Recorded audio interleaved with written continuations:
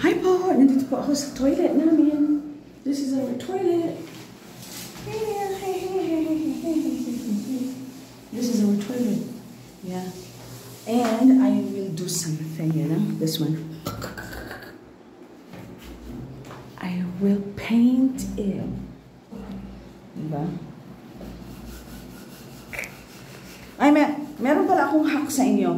Ito, matagal na itong plastic na ito since November last year. Maganda po yung klase niya. And dahil translucent siya, pero okay lang. Kaya lang, syempre, meron kami mga seniors dito sa bahay. Pag ilak mo yung toilet,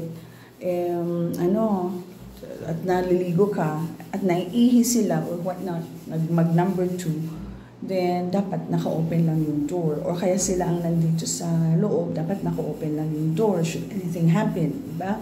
Knock on wood. So, ang ginawa ko, nilagyan ko po ng ganito, padoble siya. No?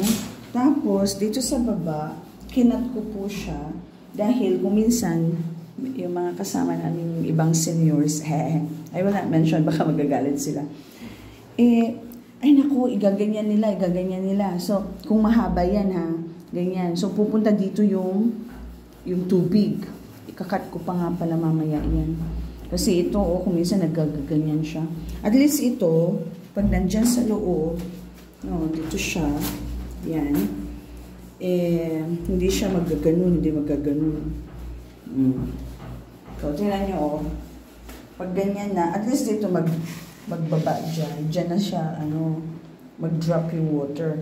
Kung galing nga, pupunta dyan, tapos mamaya, dami-dami tubig dyan. Okay, gawin na po natin, ha? Takpan ko yan ng white color.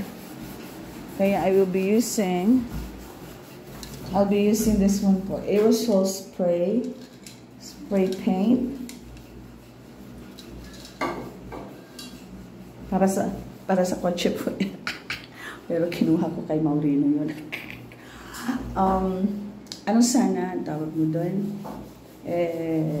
Pintura lang sana, pero kaya mo na gamitin ko yung pintura niya. Ayan, ito po. Magmamark po ako ng paper, pero wala lang. Gusto ko lang na merong diversion kasi muskila yung mga scores. Alright po. Ito na po, ha? Nagsisinaw naman si mother-in-law. Alright, here we go.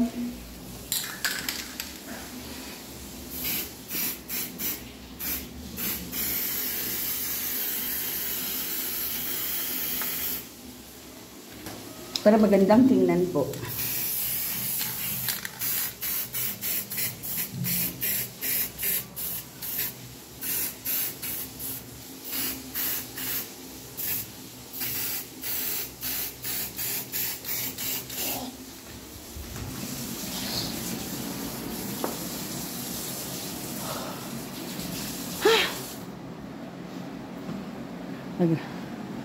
Nagre-reklamo sila mamaya. Iba ang amoy dito sa loob ng banyo.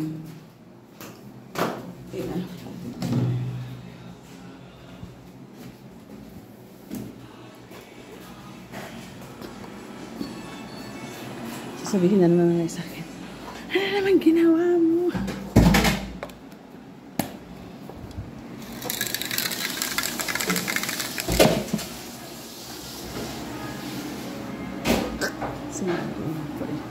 Sa Marino po yun.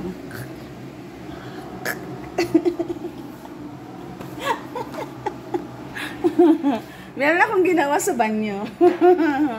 Di ko sasabihin.